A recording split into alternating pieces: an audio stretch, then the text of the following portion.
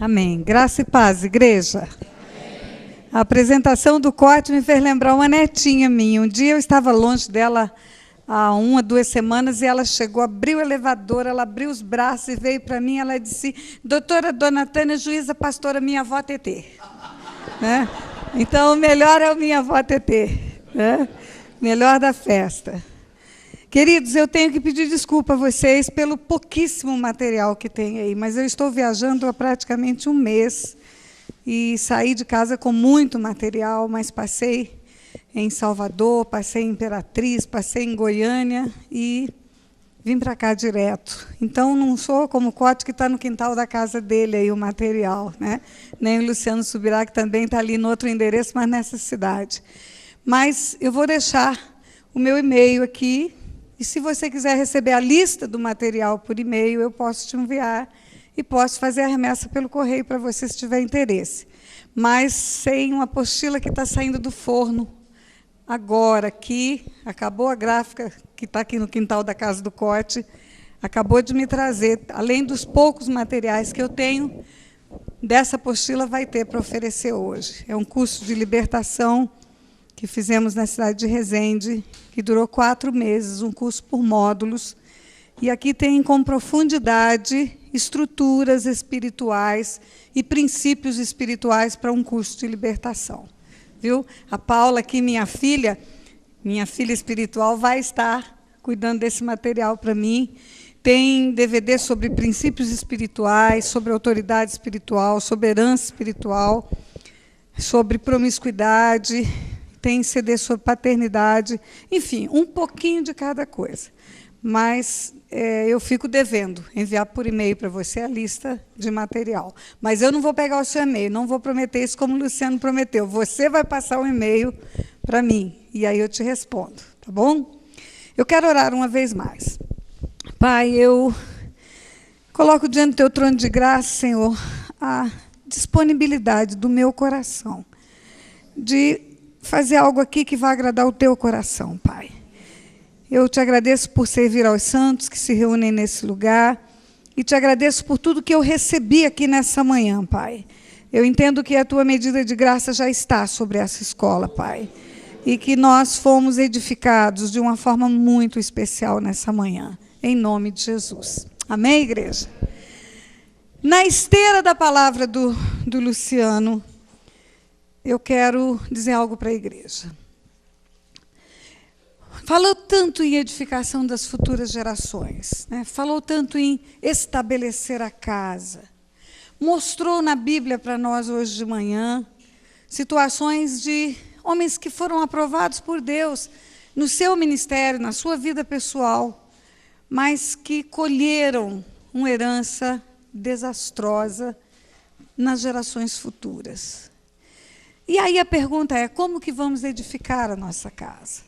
Como que nós vamos edificar a nossa casa e como que nós vamos ser conselheiros de ovelhas, pessoas que vêm nos ajudar para edificar a casa deles, para ajudá-los na edificação da casa deles? E a resposta sempre vem naquilo que a palavra de Deus nos diz: se o Senhor não edificar a casa, em vão trabalham os que a edificam.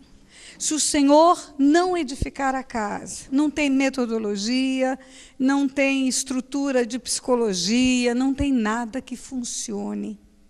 Então, é atrair Deus para dentro da nossa casa. E não apenas Ele para a nossa vida, não apenas a medida de unção para o nosso ministério, mas atrair os princípios de Deus, porque aplicados os princípios de Deus em cada membro da família, da forma como Deus determina, com certeza nós vamos poder edificar cidades antigamente assoladas, arruinadas, destruídas de geração em geração e deixar uma geração bendita na terra. Quando Deus criou o universo, Ele estabeleceu princípios. Ele estabeleceu princípios que são fundamentos e Ele trabalha nesses princípios.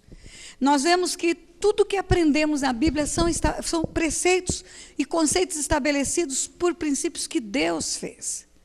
Quando Deus estabelece princípios, Ele mesmo se coloca nesses princípios.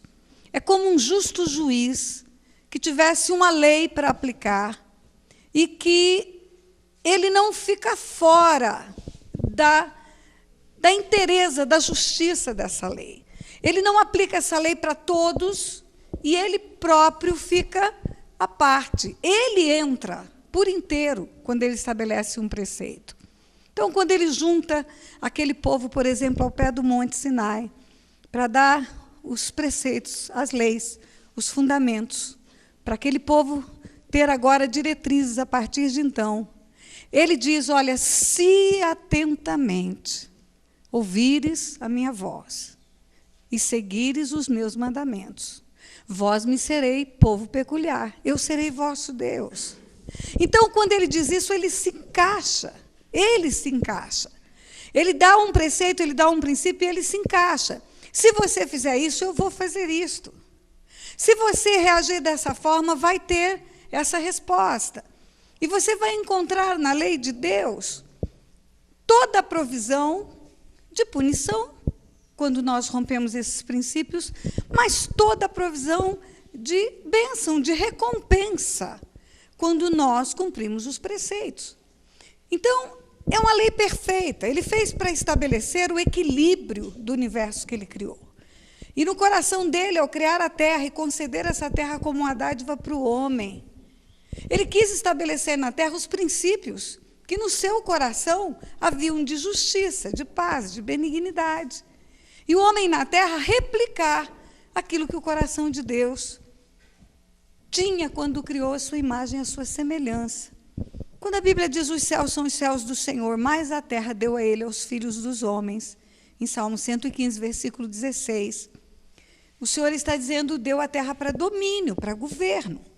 É lógico que isso não anula aquele outro versículo que diz, a terra e todos os que nela habitam são do Senhor, mas eu não estou falando de propriedade, a propriedade da terra é do Senhor. O Senhor tem o título, se fosse um imóvel, seria o título de propriedade com o registro de imóveis. Isso ele tem, por isso só ele pode destruir a terra, só ele pode fazer nova terra. Mas eu estou falando da figura jurídica do domínio, da posse. Ele entrega para que o homem domine, governe. Também disse Deus, Gênesis 1, 26, façamos o homem à nossa imagem, conforme a nossa semelhança, e tenha ele domínio sobre os animais que voam, que rastejam, que estão na água, sobre toda a terra. Esse domínio, esse governo que Deus entrega para o homem, era um propósito do seu coração de ter uma família na terra, nos moldes que ele estabeleceu no seu coração. Quando aprendemos sobre a paternidade de Deus, nós vemos que no livro de Lucas, capítulo 3, quando fala da genealogia de Jesus, aqueles textos que muitas vezes a gente passa batido, porque é fulano, filho de fulano, filho de fulano, termina dizendo Adão, filho de Deus. Adão, filho de Deus. Então, ao colocar um homem na terra, ao colocar esse homem ali, naquele jardim que ele prepara, a sua imagem, a sua semelhança formado, o propósito do coração de Deus era ter filhos na terra, uma família bendita. E ele estabelece o modelo perfeito nessa família, de proteção, de provisão, como aprendemos nas aulas de paternidade, de afeto, vindo do pai, a mãe, o consolo, como o pastor Luciano disse hoje, aquela que está junto, que amamenta, que traz no ventre. Deus estabeleceu um plano perfeito, onde quando cada um cumpre o seu papel, gerações e gerações e gerações, elas replicam a bondade dos seus antecedentes.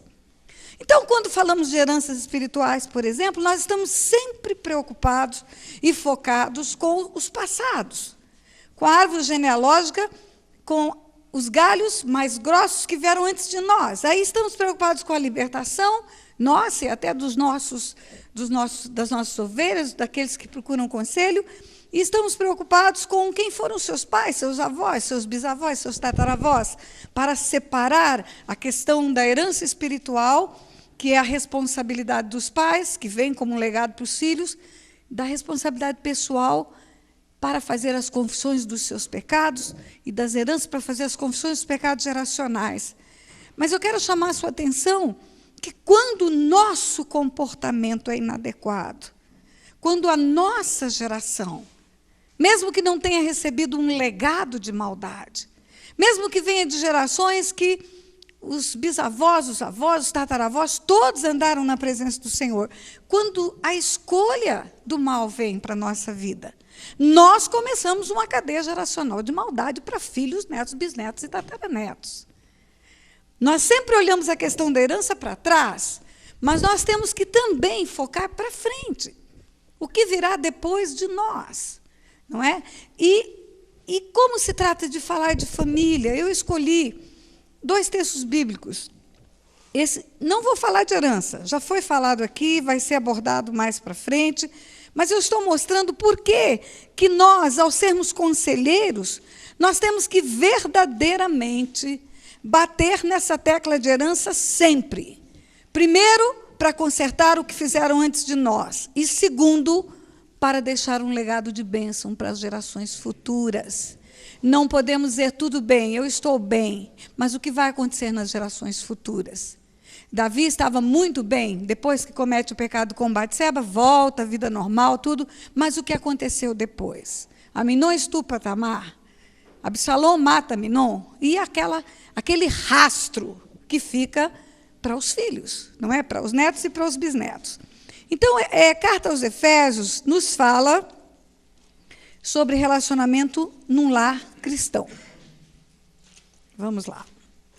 Você está há muito tempo ouvindo isto em cultos de casamento, em reuniões de família, em celebrações de eventos de casais. Mas vamos olhar hoje com os olhos que temos abertos depois daquilo que ouvimos hoje de manhã aqui. A partir do versículo 22, Efésios, capítulo 5. Aqui está falando do protótipo de um lar cristão. O modelo de um lar cristão. Qual é o modelo? Qual é a receita de Deus? Qual é o preceito de Deus? A ordenança de Deus? Veja que não é uma sugestão que está aqui. Aqui não é uma sugestão. Aqui é um comando de Deus. Se fosse uma lei, nós diríamos que é de caráter imperativo, é uma ordem imperativa. É uma ordem a que todos devem se submeter. Então está escrito assim: as mulheres sejam submissas ao seu próprio marido como ao Senhor. Porque o marido é o cabeça da mulher, como também Cristo é o cabeça da igreja, sendo este mesmo o Salvador do corpo. Como, porém, a igreja está sujeita a Cristo, assim também as mulheres sejam em tudo, diga em tudo, submissas ao seu marido. Maridos, amai vossa mulher, como também Cristo amou a igreja, e a si mesmo se entregou por ela, para que a santificasse, tendo-a purificado por meio da lavagem de água pela palavra. Diga, pela palavra. Para apresentar a si mesmo igreja gloriosa, sem mácula nem ruga, nem coisa semelhante, porém santa e sem defeito. Assim também os maridos devem amar a sua mulher como ao próprio corpo. Quem ama a esposa, a si mesmo se ama. Porque ninguém jamais odiou a própria carne. Antes a alimenta e dela cuida, como também Cristo o faz com a igreja. Porque somos membros do seu corpo. Eis porque deixará o homem, seu pai e sua mãe, e se unirá à sua mulher, e se tornarão os dois uma só carne. E no versículo 32, grande é esse mistério, mas eu me refiro a Cristo e à igreja. A Cristo e à igreja. É interessante porque parece-me que ele está falando de casamento, parece-me que ele está falando de relacionamento conjugal, mas ele termina explicando que não. Ele termina dizendo, grande é esse mistério, mas eu me refiro ao corpo e ao cabeça, o corpo que é a igreja e o cabeça que é Jesus. Então, ele está nos dizendo aqui, igreja, eu entendo assim, que o casamento, ele é um sinal e símbolo na terra do encontro de Jesus com a igreja. O casamento é profético, ele tipifica o encontro de Jesus com a igreja.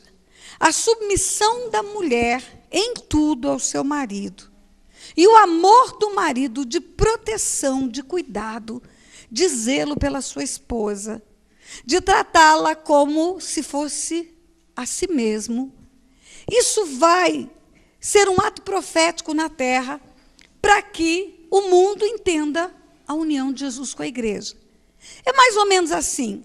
Quando o casamento vai por água abaixo, quando o marido troca a mulher, uma de 40 por duas de 20, quando a mulher trai o seu marido, a mensagem espiritual que está sendo passada para o mundo é que o Senhor pode ter uma outra igreja e a mulher pode trocar o seu senhor por outro qualquer, que não é o seu marido, que não é o seu cabeça.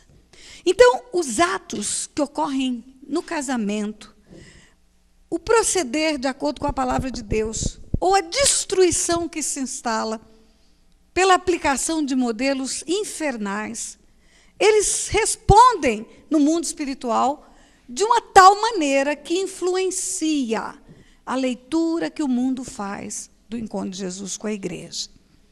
Não vos conformeis com esse mundo, mas transformais pela renovação da vossa mente. O nosso comportamento nos faz como luzeiro no meio de uma geração corrupta. O nosso proceder passa a ser um espelho do que é verdadeiramente a vida da igreja com Jesus. E aí vamos ver isso aqui com detalhes. Então, mulheres, sejam submissas ao seu próprio marido como ao Senhor. Eu creio que Deus fala aquilo que é o mais difícil. Ele fala da submissão para a mulher e ele fala do amor para o marido. O marido mais lógico, mais racional, a mulher mais emocional. Então, ele fala, maridos, amai vossas mulheres. Amai, aquela manifestação de amor, mas é o amor de 1 Coríntios. É um amor que não desiste nunca, que tudo suporta. Um amor que não suspeita do mal. Enfim, é o amor bíblico.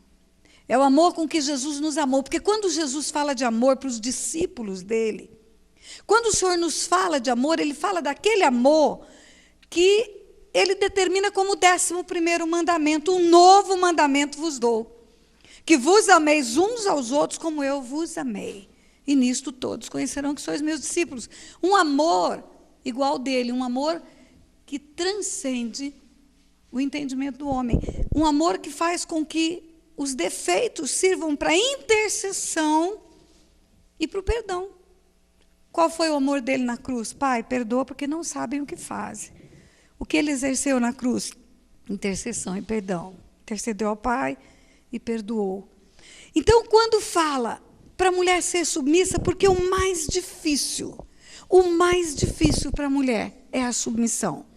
Não sei vocês, mas tem chegado às minhas portas para atendimento tantos casamentos que são arrombados, destruídos por Satanás, por causa da insubmissão da esposa. Você vai procurar a motivação, o marido diz, eu não aguento mais. Ela me desrespeita, e me desrespeita diante dos filhos. E ela me desonra, e ela quebra essa cadeia de autoridade na minha casa. Queridos, a cadeia de autoridade começa no céu. Nós aprendemos isso. A cadeia de autoridade começa no céu, e ela é delegada por Deus, pelo próprio Deus. E se você tem alguma dúvida do que é delegação de autoridade, imagine aquele guardinha de trânsito naquela avenida lá em Belo Horizonte, aquela Amazonas que desce, imagine um caminhão, um Scania com um bloco de mármore em cima, imagine um guardinha magrinho, está ali, uma velhinha encosta e fala, moço, dá para o senhor parar o trânsito porque eu não consigo andar até o sinal? E aquele guarda de trânsito bota o apitinho de plástico na boca e apita, estende a mão e o motorista da Scania vê e sabe que tem que parar e reduz a marcha e pisa no freio, canta pneu e sai fumaça do asfalto e ele para. Mas por que ele parou? Porque ele tem medo do guarda? A Scania pode matar o guarda e o guarda virar hambúrguer de asfalto. Não é por isso. Ele para porque quando ele vê aquele guarda, ele vê uma figura de autoridade que tem uma patente delegada. Alguém maior do que ele, e esse alguém ou algo chama Estado. E o Estado deu aquele guarda autoridade para apitar e parar aquele caminhão. E por trás dele, esse Estado pode tirar pontos de carteira, ou botar pontos para perder a carteira, tirar a carteira, aplicar multas, pode apreender veículo e pode botar motorista na cadeia. Então, o poder que emana de quem delegou é o poder que você respeita quando você respeita aquele que tem a delegação.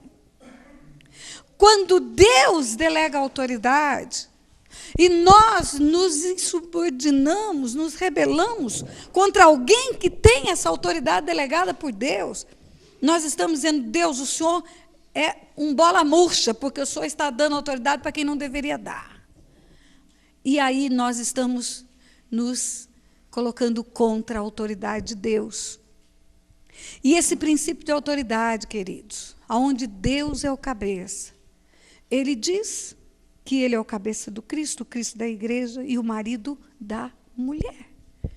Deus escolheu dessa forma. Deus escolheu que fôssemos uma só carne, fôssemos um só diante dEle, mas um é autoridade. Não é uma autoridade para colocar um achaque, para haver uma subserviência do outro lado. É uma autoridade com respeito para estabelecer as metas, os objetivos, ter os preceitos da casa. Agora, quando a mulher rompe com esse princípio da autoridade, você sabe o que acontece? No mundo espiritual, entra na zona de trevas. Ela sai da zona da luz e ela entra na área de trevas. No mundo espiritual há uma tênue linha, aonde está a luz e onde está as trevas. Uma ação do homem pode atrair trevas. Por isso que está escrito: irai-vos, mas não pequeis, não deis lugar ao diabo. Por isso que o código fala que quem não tem domínio próprio tem um demônio próprio. Quando você ir a dar lugar para o diabo, você passa a ter um demônio. Você passa a ter uma estrutura espiritual maligna que pode te influenciar. E quando eu falo de trevas, eu estou falando de trevas mesmo, eu não estou falando só de confusão. Porque se você caminhar comigo até o princípio dessa quebra de autoridade, você vai ver que havia um anjo de luz no céu, portador da luz. Esse anjo chamava Lúcifer. A diferença entre Lúcifer e Satanás, qual é? É a quebra do princípio da autoridade. Torna-se demônio aquele que foi criado para ser anjo de luz. Ele tem toda a natureza de anjo. Ele foi criado com toda a natureza de anjo dele. E mais, quando a Bíblia fala dele, a Bíblia fala que ele era ungido. Igreja, ele era ungido. Alô, você está escutando? Ele era ungido. Ungido. E ele assistia aonde? Na congregação do céu. Não era pouca coisa, hein, gente? Pense uma igreja boa. Ungido na congregação do céu. Ungido na congregação do céu. E tornou-se Satanás. Foi expulso da presença de Deus, porque quebrou o princípio da autoridade. E não pode haver caos e haver presença de Deus. Não pode haver a independência e a presença de Deus. Sabe, igreja, eu vou falar uma coisa para vocês. Eu creio no que eu vou dizer. Quando Isaías teve a visão do trono de Deus, a glória de Deus enchendo o templo, enchendo a terra, as abas das vestes do Senhor enchendo o templo, querubins, serafins voando ao redor do trono. E ele viu os anjos dizendo uns para os outros: Santo é o Senhor, Santo é o Senhor, Santo é o Senhor. Os anjos não disseram para Isaías, não. E nem disseram para nós, não é para nós aquela revelação. É um para o outro, é anjo falando para anjo, anjo olhando para anjo, falando: Santo é o Senhor, Santo é o Senhor, Santo é o Senhor. Por que você acha que os anjos ficam falando uns para os outros que Santo é o Senhor? Porque eles viram um anjo que se esqueceu da santidade de Deus. Virar Satanás. E eles viram esse anjo ser expulso da presença de Deus. Então, o princípio da autoridade, igreja. Mulheres, o princípio da autoridade, ele faz um anjo virar demônio quando ele é quebrado. E ele faz uma mulher santa ficar endemoniada. Ou abrir as portas para Satanás na sua casa, no seu lar, quando é quebrado esse princípio da autoridade. E Deus fala em tudo sede submissas. Um dia eu estava ministrando para mulheres, aí Uma delas falou assim para mim: pastora, a senhora fala para eu me submeter ao meu marido, porque a senhora não conhece o meu marido. Meu marido não é desse mundo. Eu disse para ela: mas olha, Deus manda você se submeter. Deus fala que pelo seu justo proceder, você vai ganhar o seu marido. Como assim, pastor? Eu falei: vou te dar um exemplo. Você está aqui no evento de Mulheres Felizes da Vida, não está? Estou. Então, digamos que o teu marido tenha te proibido de vir. Ela falou: como que a senhora sabe? Sabe o que você tinha que fazer quando teu marido te proibiu de vir? Você tinha que dizer para o teu marido assim: olha, meu marido, eu tenho muita vontade de ir, porque nesse lugar eu vou ser edificada. É a palavra de Deus que vai ser ministrada. E Deus vai se manifestar nesse lugar. Agora, esse Deus que eu sirvo, esse Deus que é o meu Senhor, sabe o que esse Deus fala para mim? Sabe o que ele fala para mim? Ele fala que eu tenho que te obedecer. Então, eu não vou porque eu vou obedecer você, porque Deus manda eu te obedecer. Aí esse seu marido vai olhar para você e vai falar: poxa, esse Deus é legal, manda minha mulher me obedecer. Então, vamos lá, eu quero conhecer esse Deus. Aí ela disse: pastora, a senhora fala isso porque a senhora não conhece meu marido. Meu marido é filho de Belial. Aí eu disse para ela: olha, minha filha, tudo pode acontecer com o filho de Belial. Deus pode até matá-lo. A senhora está dizendo que Deus vai matar o meu marido? Não estou dizendo isso. Mas eu estou dizendo que na Bíblia tem uma história de um filho de Belial chamado Nabal. E tinha uma mulher toda certinha, que nem na hora que Nabal fez tudo errado, ela desonrou seu marido. E sabe o que Deus fez? Matou Nabal. E sabe o que aconteceu depois? Ela ficou viúva e casou com Davi. Então os filhos de Belial, cuidado, porque tem um reizinho esperando viúvas nesta terra. Viu? Tem. É óbvio, igreja.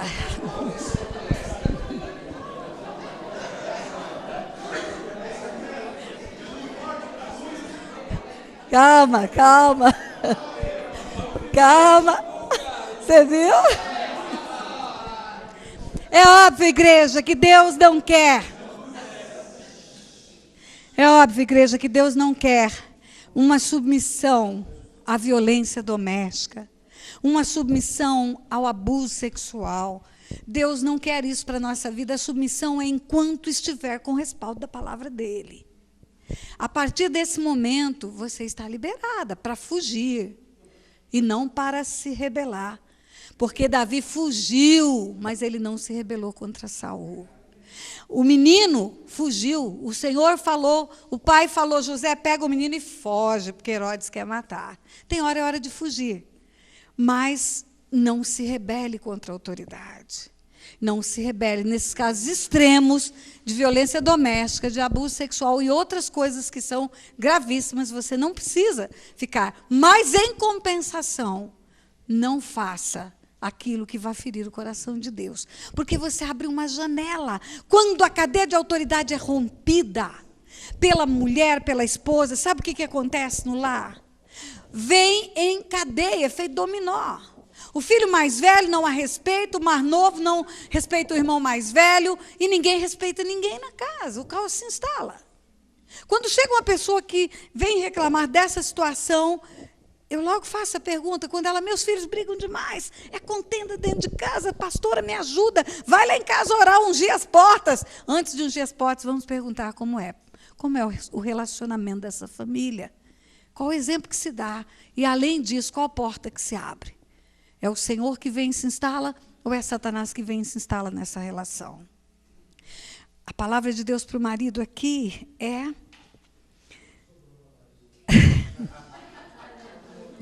amai vossa mulher como Cristo também amou a igreja.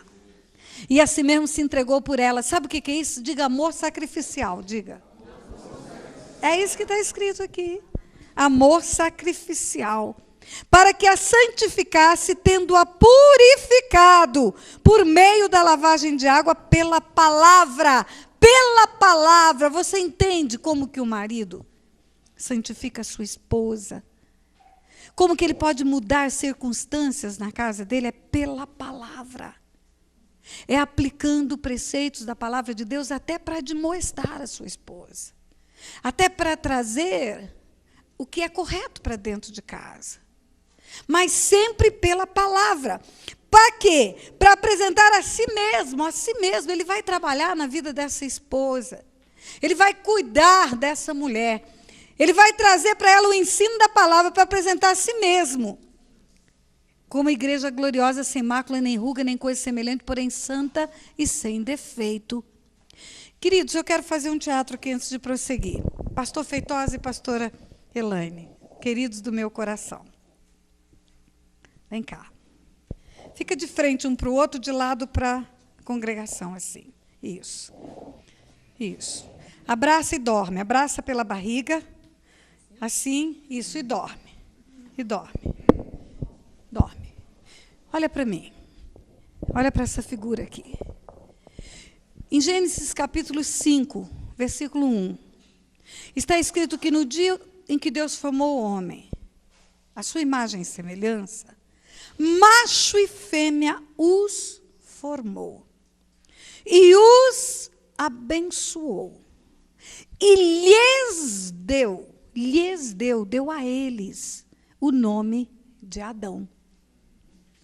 No dia em que Deus formou o homem, a sua imagem e semelhança, macho e fêmea, os formou, os abençoou e lhes deu o nome de Adão. Adam, humanidade.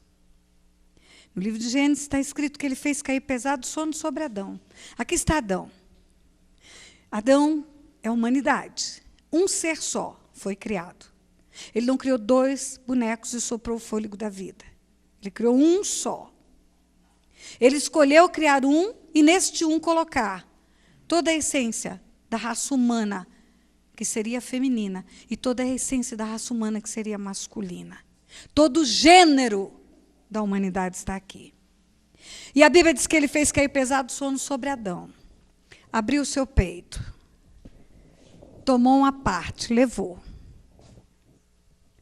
Transformou e devolveu.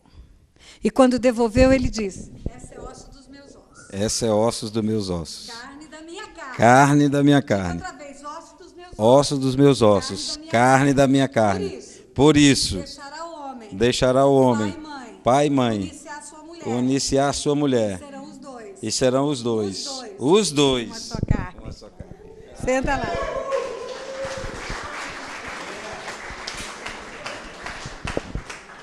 Queridos, Adão não sabia o que era pai e mãe. Adão não sabia o que era pai e mãe. A única experiência de Adão foi com Deus quando ele abriu os olhos. Mas ele fala, quando é devolvida a ele essa parte. Por isso deixará o homem pai e mãe, unir-se à sua mulher e serão os dois uma só carne. Não é Adão que está falando. É Deus que está profetizando pela boca de Adão. O primeiro profeta bíblico é Adão. E a primeira profecia sobre casamento. Por que eu sei que não é Adão? Porque quando Jesus é inquirido pelos fariseus a respeito do divórcio, no livro de Mateus, capítulo 19, que perguntam a Jesus: é lícito ao homem repudiar sua mulher por qualquer motivo? Jesus responde: não viste o que disse o Criador desde o princípio? Deixará o homem pai e mãe, unir-se à sua mulher e serão os dois uma só carne. Os fariseus continuam na investida, que depois nós vamos falar sobre isso. Mas eu quero dizer para você que quando continua essa palavra, agora no 28, assim também os maridos devem amar a sua mulher como ao próprio corpo, como parte sua. Quem ama a esposa, a si mesmo se ama. A si mesmo se ama. Porque ninguém jamais odiou a sua própria carne. Esta é carne da minha carne, ossos dos meus ossos. Mas antes a alimenta e dela cuida, como também Cristo faz com a igreja, porque somos membros do seu corpo. Eis porque deixará o homem, seu pai e sua mãe, unir-se à sua mulher e serão os dois uma só carne. Queridos, vamos fazer uma análise de alguns textos bíblicos que nós conhecemos. Algumas histórias, não vamos abrir, vamos lembrar. Analisando sobre esse entendimento, à luz desse entendimento. Vamos pegar a história de Adão. Vamos começar lá no Éden. Adão e Eva. Deus deu tarefas específicas. A sujeição dela para ele. Aqui está dito no Novo Testamento. No Velho Testamento, lá no Éden, eles dois receberam um governo, eles dois receberam a ordem de Deus para multiplicar, para frutificar, para encher a terra. Agora, Deus falou claramente com o homem, com Adão: guarda o jardim. O jardim é a casa, guarda a casa. Protege a casa, porque ali já estava estabelecido que ele seria o cabeça, o guardião. Ele seria aquele que daria respostas diante de Deus para o que acontecesse naquele lugar. Guarda a casa, proteja a casa. Por que guarda? Porque Satanás já foi expulso dos céus. Lúcifer já virou um demônio. E esse demônio já está rodeando a terra. E já está rugindo como leão, buscando como quem possa tragar e querendo entrar. E ele sabe qual é o princípio para sair da presença de Deus. É a desobediência. Ele já aprendeu na prática que se ele for desobediente à vontade de Deus, é expulso. Então, esse homem formado em imagem e semelhança de Deus, se for desobediente, também vai ser expulso. E agora o intuito dele, ferir o coração de Deus, tirar o homem do lugar onde Deus o colocou. Éden, presença de Deus. Éden é presença de Deus. E aí ele vai induzir o homem, influenciando quem? A mulher. Você escuta muitas piadinhas sobre isso. A mulher é responsável, a mulher é responsável, a mulher é responsável. Queridos irmãos, aonde estava Adão quando Satanás estava no jardim que ele tinha que guardar? Aonde ele estava? O que ele estava fazendo quando a mulher dele conversava com o diabo? Num papo aberto com Satanás. E ele não se deu conta. Ele não foi colocado lá para ser jardineiro do Éden, como você pensa. Guardar o que era seu.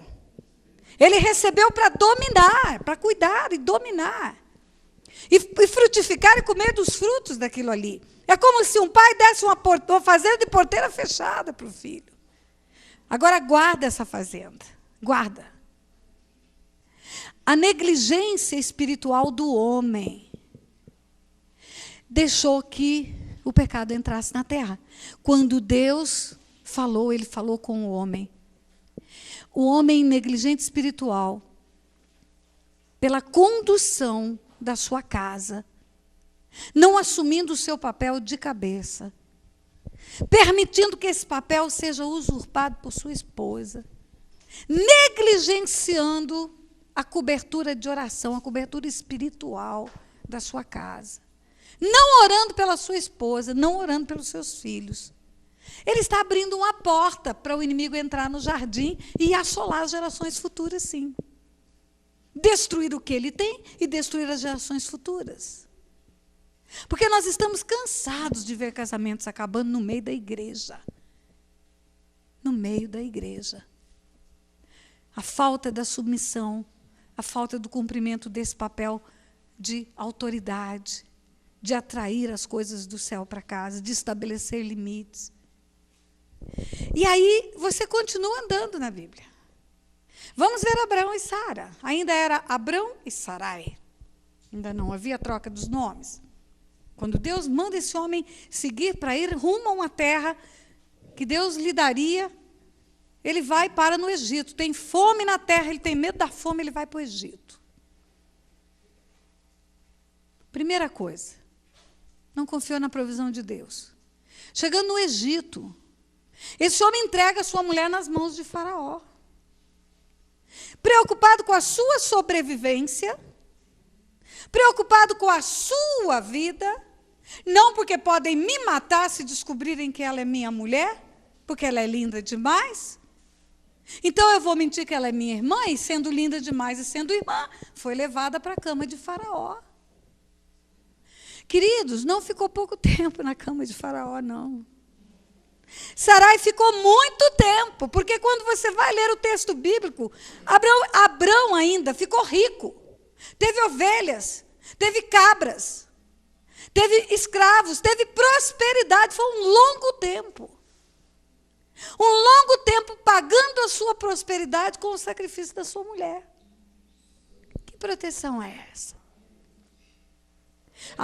Aí você vai entender.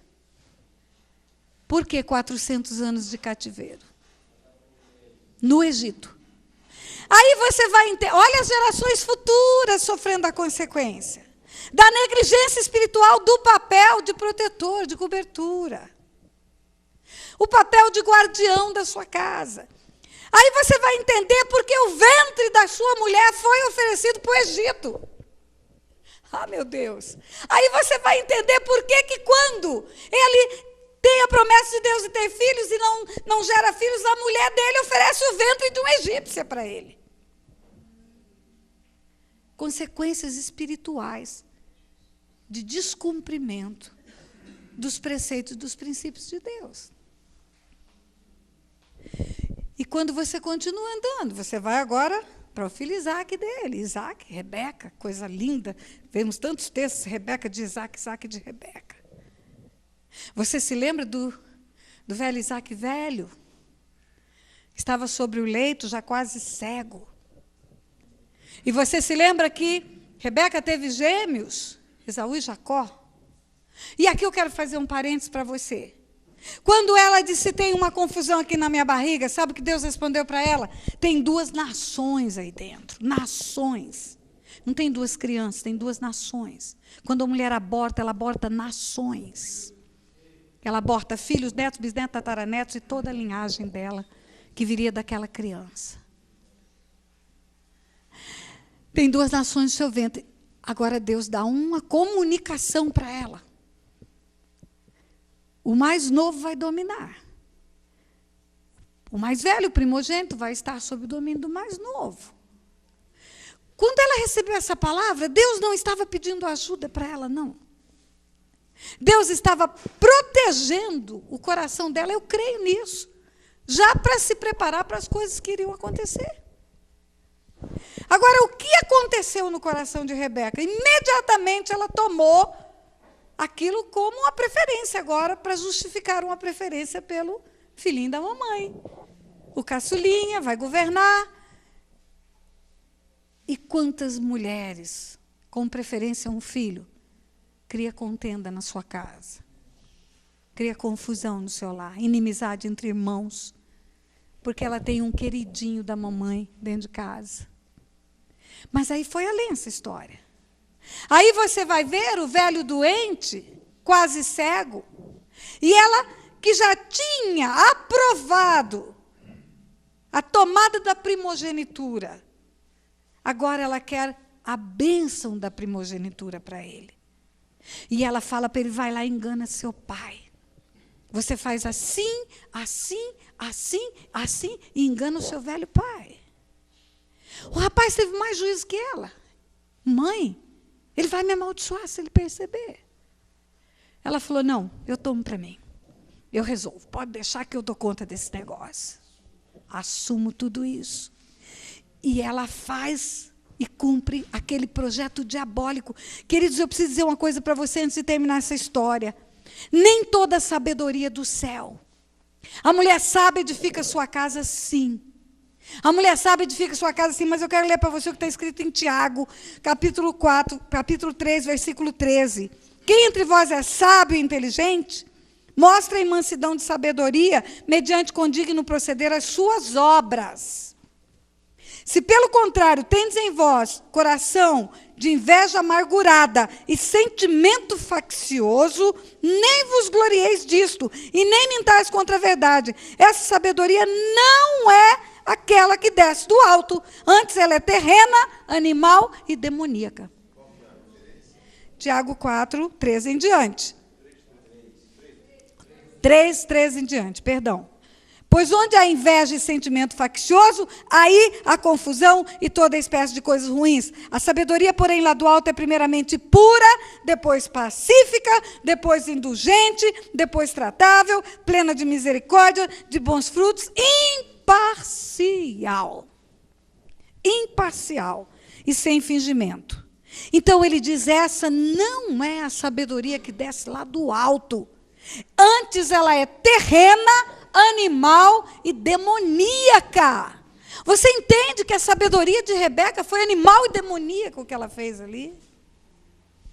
Ela leva um filho a desonrar um pai. Ela quebra os dois princípios. Ela quebra o princípio da submissão e ela quebra o princípio de ensinar o filho a honrar o pai. O filho chega a exortar a mãe, mãe, esse negócio não vai dar certo. E ela diz, não, faça. Agora, qual foi a consequência espiritual disso? Eu estou querendo falar de consequências. Qual foi a consequência espiritual disso? Olha, eu já digo de cara, ela perdeu os dois filhos. Ela perdeu Esaú, que se revoltou contra ela, começou a agir de forma a afrontá-la o tempo todo, e ela perdeu Jacó, porque Jacó teve que se pirulitar. Jacó teve que fugir, porque Esaú queria matar Jacó. Jacó ficou 21 anos lá em outra terra. A Bíblia não conta que Jacó encontrou com Rebeca outra vez. A Bíblia conta que ele encontrou com Esaú. Ele reconciliou com Esaú, mas ele não se reconciliou com sua mãe, senão estava aqui. Ou então essa mãe morreu antes dele voltar. Então essa mulher perdeu os dois filhos. Você entende que aquele princípio que diz que o homem de bem toma nos braços os filhos e os filhos dos filhos, ela não viu na vida dela? Ela não viu. Os filhos dos filhos, Labão viu. O sogro de Jacó, mas ela não.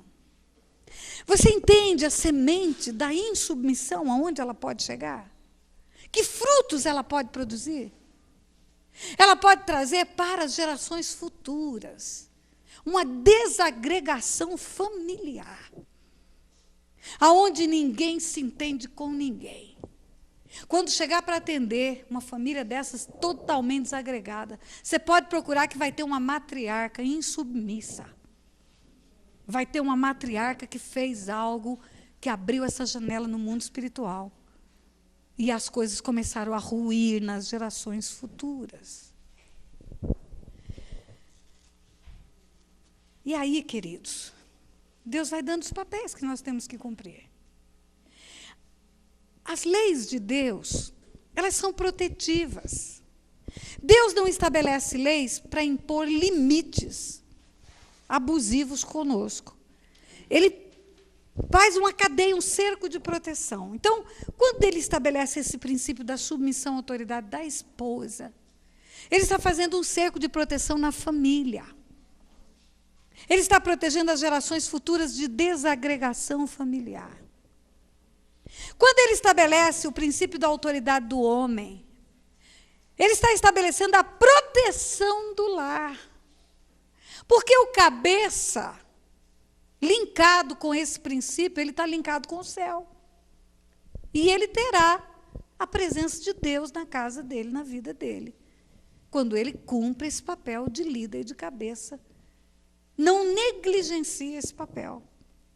Porque se ele for negligenciar, se ele for complacente com a insubmissão da sua mulher, não tomar esse papel de autoridade, Satanás entra no jardim. E ele entra no jardim e o homem perde a presença de Deus. Amém? Está comigo, igreja? Está comigo, né? Primeira epístola de Pedro.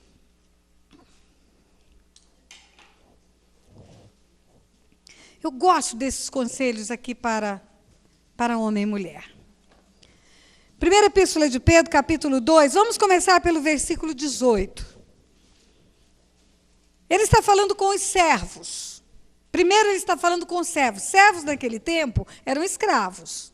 Não eram os funcionários públicos de hoje, não eram os funcionários das empresas de hoje, eram escravos. Ele está falando para escravos. Versículo 18 de 1 Pedro, capítulo 2. Ele diz assim: servos, sede submisso com todo temor ao vosso Senhor, não somente se ele for bom e acordado, mas também ao perverso. Sede submisso até ao patrão perverso, está escrito aqui. Pois isto é grato que alguém suporte tristezas, sofrendo injustamente por motivo de sua consciência para com Deus. Então ele está dizendo para os servos empregados, criados naquele tempo, escravos naquele tempo: olha, vocês sejam submissos ainda que o cara não for bom, ainda que haja maldade nele. Por quê? Porque o seu proceder, a sua consciência para com Deus, te levando a uma submissão sacrificial, isso vai ser de grande valor diante de Deus. Deus vai olhar para você e vai dizer: poxa, esse galardão tem que ser maior do que aquele que tem um patrão bonzinho. Porque esse cara está suportando, por amor a mim e a minha palavra, ele está suportando uma submissão com sacrifício.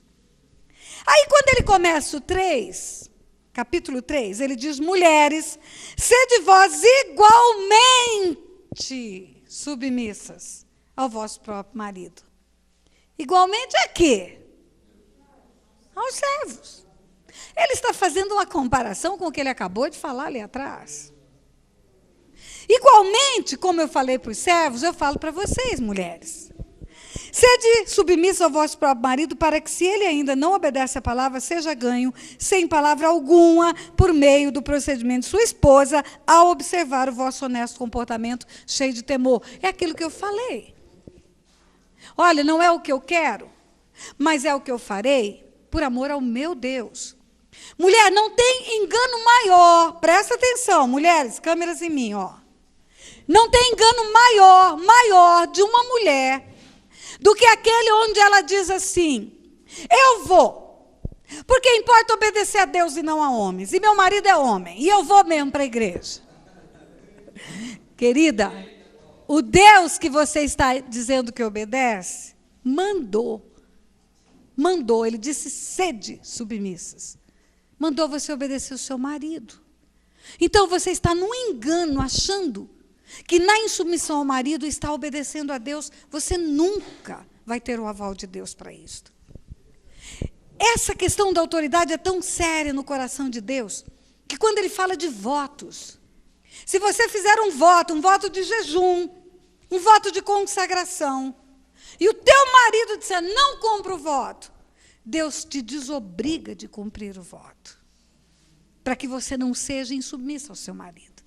Ele vai se entender com seu marido,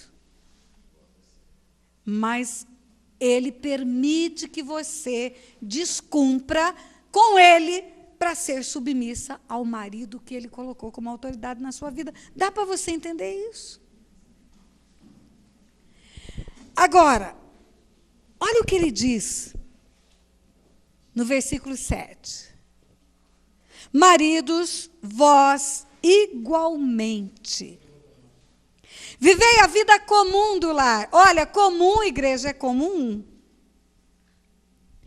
A vida comum do lar. Marido, você e ela tem que viver comum. Com discernimento. Olhe para mim, igreja. Ele não está falando com entendimento, com conhecimento.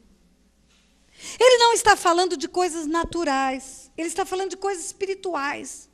Discernimento é discernir o que espiritualmente significa ser um só com ela. Vivei a vida comum do lar com discernimento. E tendo consideração com a vossa mulher como uma parte mais frágil. Queridos, aqui não está escrito a pessoa mais frágil. É a parte, você lembra? Você e ela, juntos diante de Deus, formam um todo, composto de duas partes. Uma parte é ela, outra parte é você. Tratando-a como a parte mais frágil fisicamente, mais frágil emocionalmente. Agora, olha o que continua a dizer aqui. Tratai-a com dignidade, porque sois juntamente, herdeiros da mesma graça de vida, para que não se interrompam as vossas orações. Hoje de manhã o pastor Luciano Subirá fez alusão a esse versículo. Olha, vou repetir. Maridos, vós igualmente, vivei a vida comum do lar, com discernimento, tendo consideração com a vossa mulher como a parte mais frágil. Tratai-a com dignidade, porque sois juntamente, os dois conjuntamente juntos, herdeiros da mesma graça de vida, para que não se interrompam as vossas orações. Deus está dizendo, se for um time só, vai levar toda a provisão de bênção. Se for 2 times, não leva nada. Ele está dizendo aqui, olha, há uma graça de vida. Há uma graça de vida, uma graça de vida abundante. Há uma graça de estabelecer família bendita na terra. Há uma graça de tomar nos braços os filhos e os filhos dos filhos. Há uma graça de ser recolhido em robusta velhice, como um feixe de trigo a seu tempo.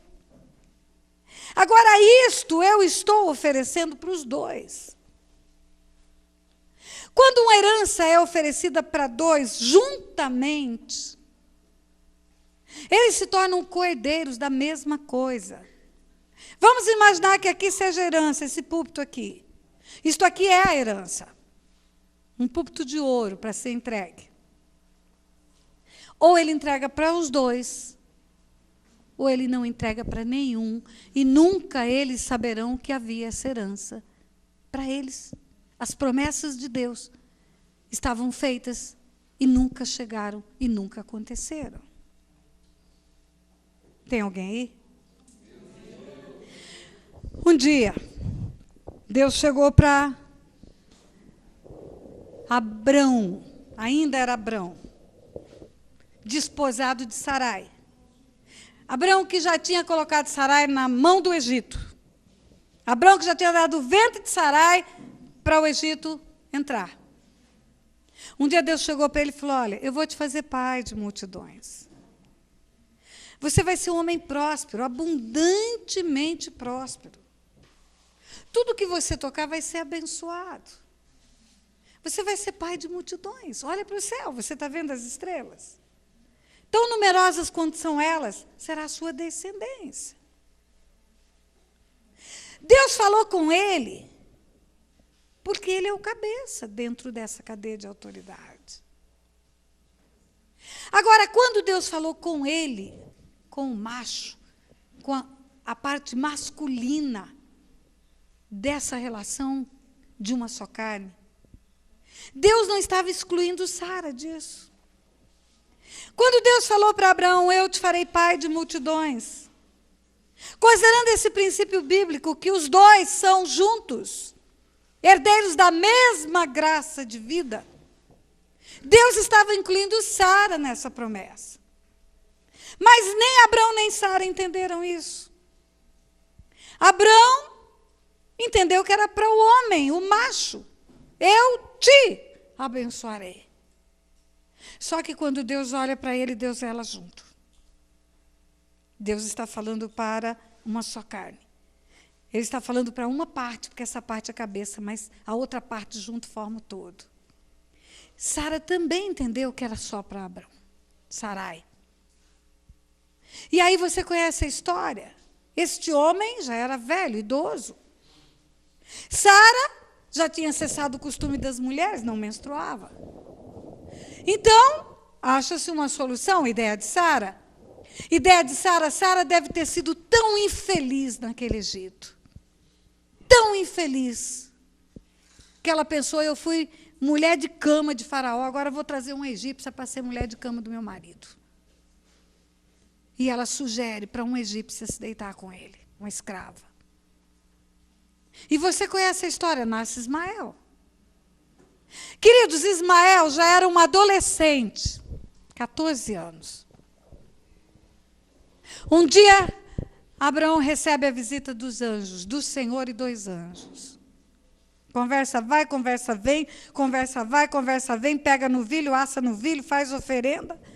No fim da tarde, o Senhor falou para Abraão: cadê Sara, tua mulher? É dela que vai nascer o filho prometido. Ela está incluída na promessa, só faltou dizer isso. A promessa não é só para você, a promessa é para o casal. A promessa é para os 2. Queridos, vocês conhecem a história? Sara engravidou. Deus fala: não tem coisa impossível para mim. Ela riu, achou que não tinha mais jeito. E aí, quando nasce Isaac, e Isaac cresce, se torna um adolescente agora. Ismael tinha 25 anos. Isaac tinha 12. Ismael já tinha quase 27. Lá no Monte Moriá, quando foi pedido o sacrifício de Isaac, Abraão escutou 3 vezes de Deus. 3 vezes. Basta, não me negaste o teu filho, o teu único filho, o teu único filho, o teu único filho, como único. Como único, Ismael não existe? Existe. Mas na promessa, só tinha aquele. Quando você lê a Bíblia, não está escrito que ele é Deus de Abraão, Isaque e Ismael. É Deus de Abraão, Isaque e Jacó.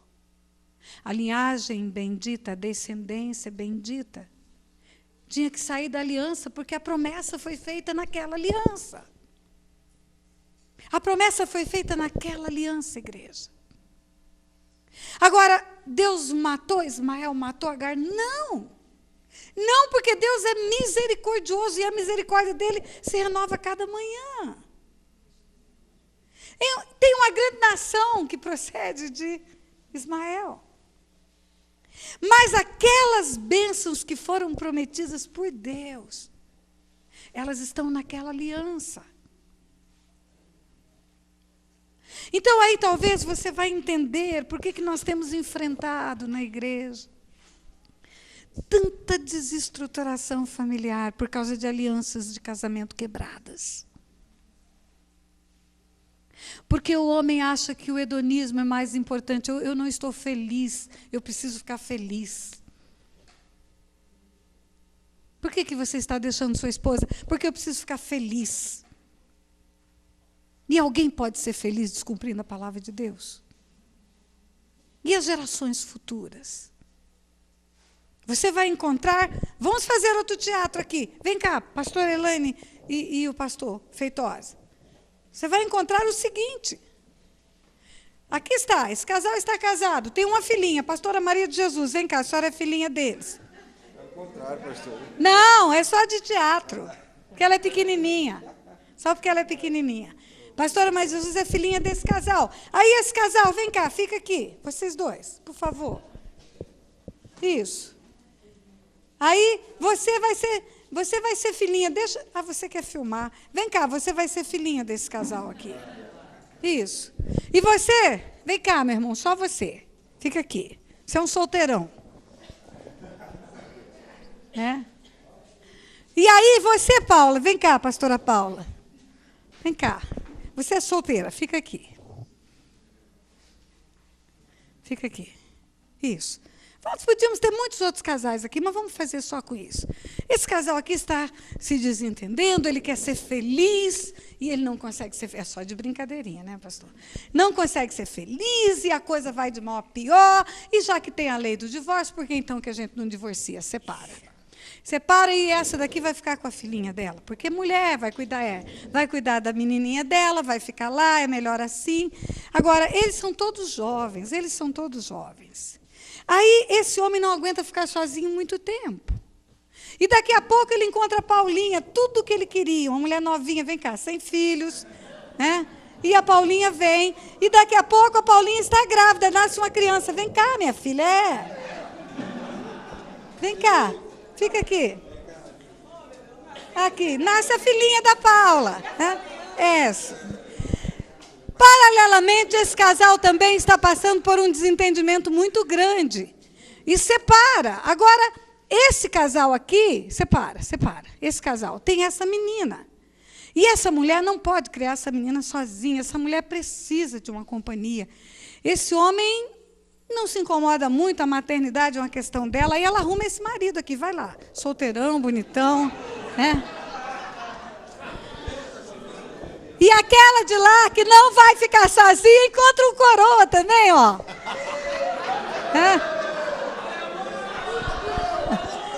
Aí, é assim, essa menina, peraí. Essa menina aqui, ó, que é filha dessa mulher com esse homem, agora tem esse homem sobre a vida dela, como autoridade. De vez em quando ela vai visitar esse casal aqui, porque esse é o papai dela. Agora esse papai aqui tem uma mulher que não gosta dela, gosta dessa, porque essa daqui é que é filha dela. E aí trata ela de uma forma terrível. Essa menina começa a desenvolver um comportamento de carência. E começa a se tornar rebelde. Então, a confusão está instalada aqui. Aí, como se não bastasse, essa menina aqui é filha daquele homem de lá, e de vez em quando ela vem visitar aqui. Entendeu? E de vez em quando se encontra com a irmã que está aqui, que não é irmã. Olha, eu vou parar por aqui, porque minha cabeça já embolou. Pode sentar todo mundo.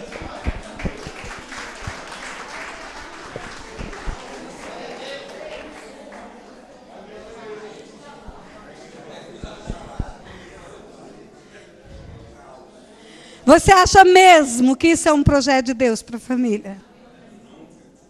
Você acha mesmo? Você acha que porque tem uma lei nesse país que autoriza, nós podemos ver o divórcio como uma coisa assim, quase que casual na nossa vida? Um dia um homem encontrou comigo lá em Resende, pastor, eu quero lhe apresentar a minha esposa atual, já era a terceira, eu falei, quando que ela vai desatualizar? Porque 3 já desatualizaram, né? Quando você vai para o livro de Salmos, escute, igreja, Salmo 94, versículo 20. Salmo 94, versículo 20, está fazendo uma pergunta. Pode acaso associar-te contigo o trono da iniquidade, o qual foge o mal, tendo uma lei por pretexto? Alô? Pode associar-se acaso contigo o trono da iniquidade, tendo uma lei por pretexto? Existe uma lei, tem uma lei que autoriza. Tem uma lei que autoriza o divórcio, então tudo bem, nós não precisamos mais deixar de ser felizes. E nós vamos romper as alianças estabelecidas tendo Deus como testemunha. Queridos, quando os fariseus, em Mateus 19, quando eles foram inquirir a Jesus a respeito desse assunto, eu quero que você abra a tua Bíblia comigo. Mateus 19.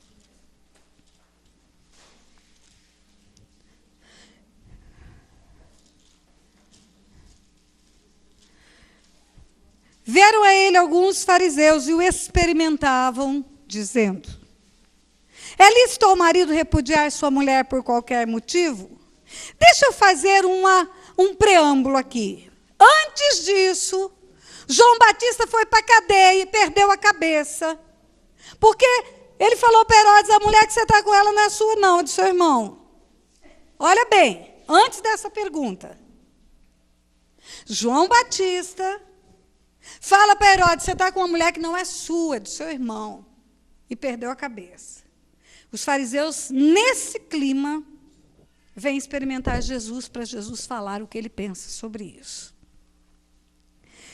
É lícito ao marido repudiar sua mulher por qualquer motivo?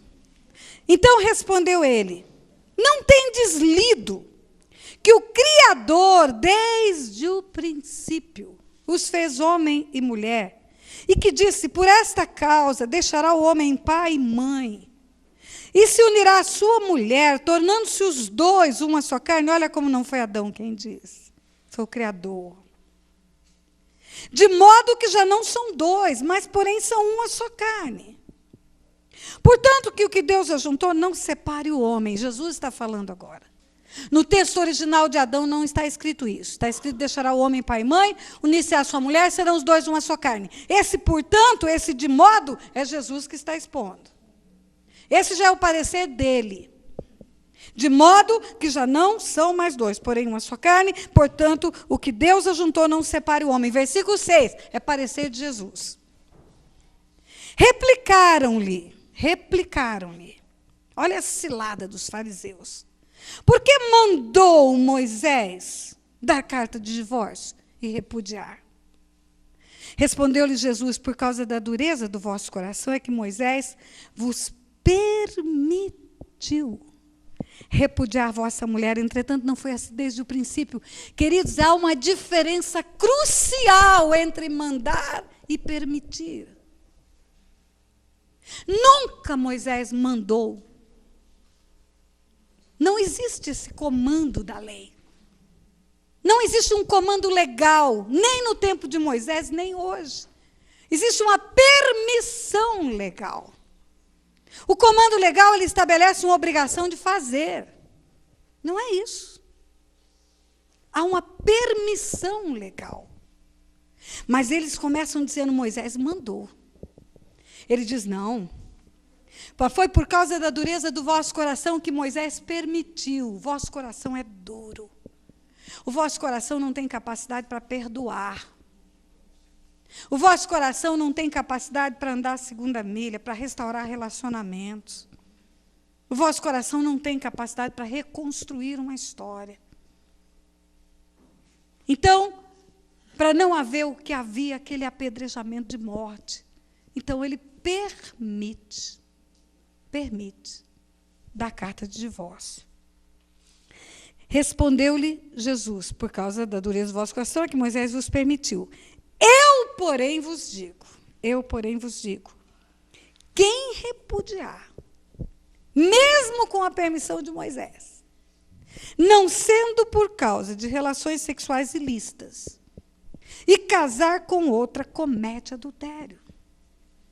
E o que se casar com a repudiada comete adultério, ou seja, repudie por qualquer motivo, você está expondo a cometer adultério se casar outra vez, e está expondo a outra a ser adúltera se ela se casar outra vez.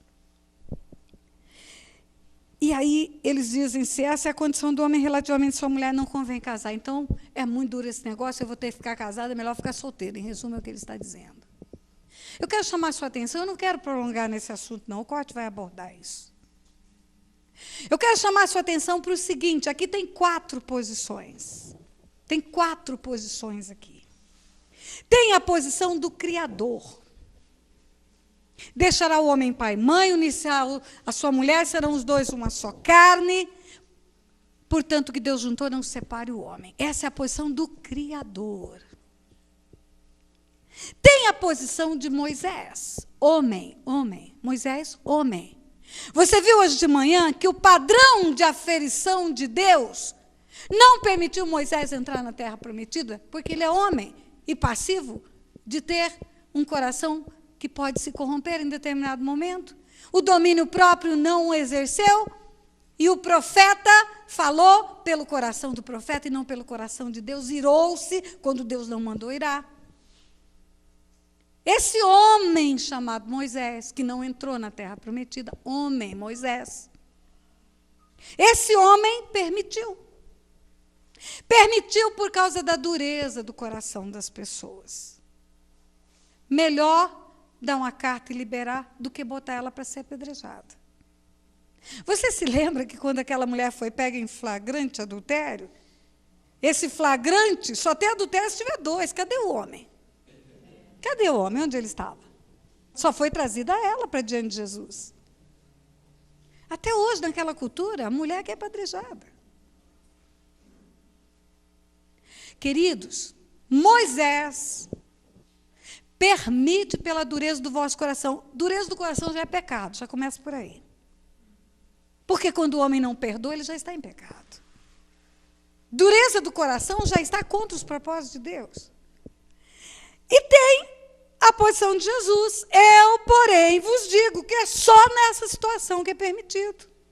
Fora disso é adultério.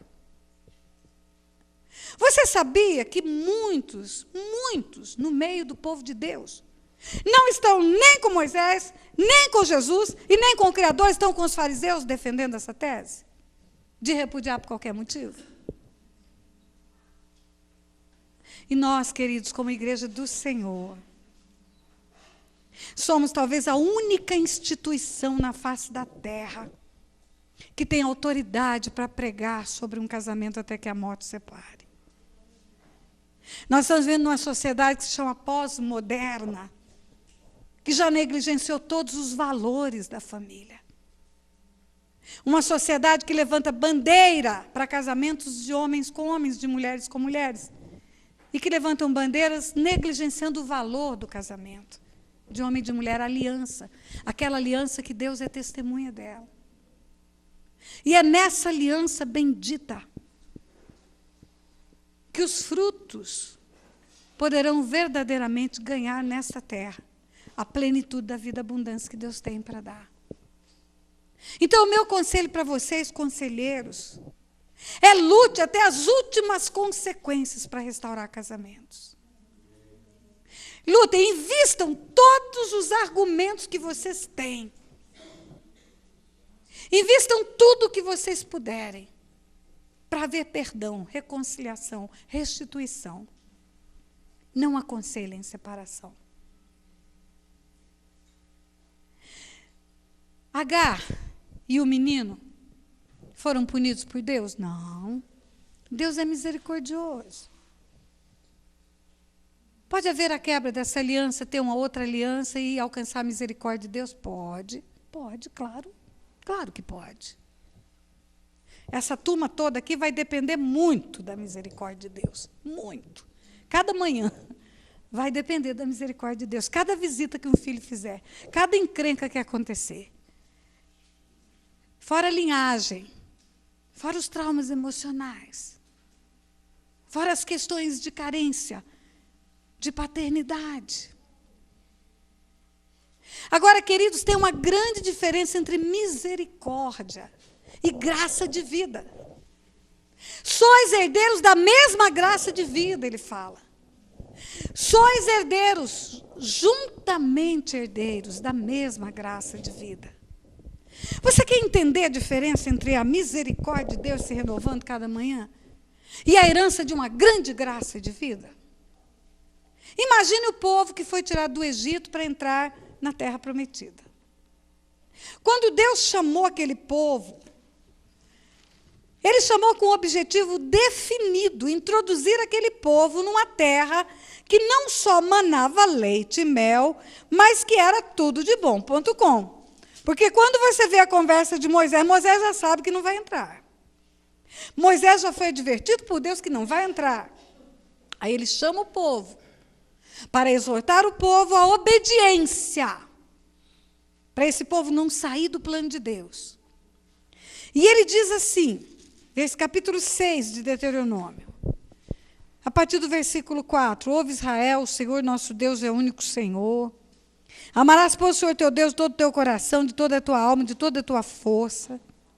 Essas palavras que hoje te ordeno estarão no teu coração.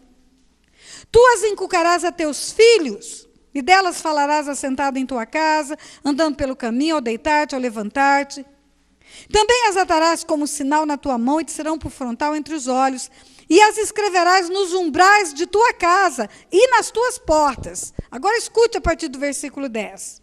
Havendo-te, pois, o Senhor teu Deus introduzido na terra, que sob juramento prometeu a teus pais, Abraão, Isaque e Jacó, te daria grandes e boas cidades que tu não edificaste.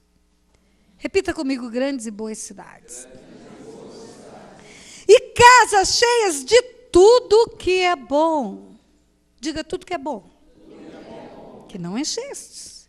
Poços abertos que não abriste. Aqui tem poço de petróleo, tem poço de água. Vinhais e olivais que não plantaste. Negócios estabelecidos que eu vou tirar da mão desse povo que encheu a minha medida e vou entregar na mão de vocês. Casas enormes, cheias de muito conforto, em cidades excelentes, negócios prósperos funcionando Eu vou arrancar o povo que está nessa terra e vou entregar para vocês. Essa é a promessa de Deus. A bênção da terra prometida era essa. O projeto do coração de Deus era esse. O desejo de Deus era tirar aquele povo do cativeiro e colocar aqui, neste lugar. Quando você vê a história do êxodo, da saída deles do Egito, a Bíblia diz que eram 600.000 homens a pé, fora mulheres e crianças. 600.000 homens saíram com esta promessa. Você conhece a história, teve um lugar chamado Cades Barneia, um lugar limítrofe entre a caminhada pós-Egito e a introdução na Terra Prometida. Lá em Cades Barneia, Deus mandou 12 homens espiar a terra. Espiar, queridos, é ver, é olhar, olhar. A Bíblia não tem letra inútil, nem palavra que é com sentido dúbio, não. Espiar é ver, vá ver a terra. É como se Deus estivesse dizendo, vá ver que tudo isso existe e volte para animar o povo. Para esse povo marchar com vontade e desapossar essa terra dos gigantes. Você conhece a história que dos 12, a grande maioria, 10, maioria absoluta, voltou com o coração totalmente contra Deus. Murmurando, Deus tirou a gente para morrer, Deus vai matar a gente na mão do gigante. Só dois homens, Josué e Caleb, só dois, perseveraram em ficar no que Deus disse que seria.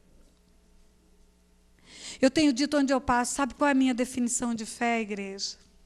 É claro que a definição bíblica é minha também, a certeza das coisas que se espera, convicção de fatos que não se veem. Mas eu tenho a definição pessoal que me ajuda muito a elevar minha fé. Eu digo que fé para mim é crer que Deus é quem Ele diz que é e que Ele fará o que Ele diz que fará. Ele é quem Ele diz que é, Ele fará o que diz que fará. E Ele disse que colocaria esse povo lá.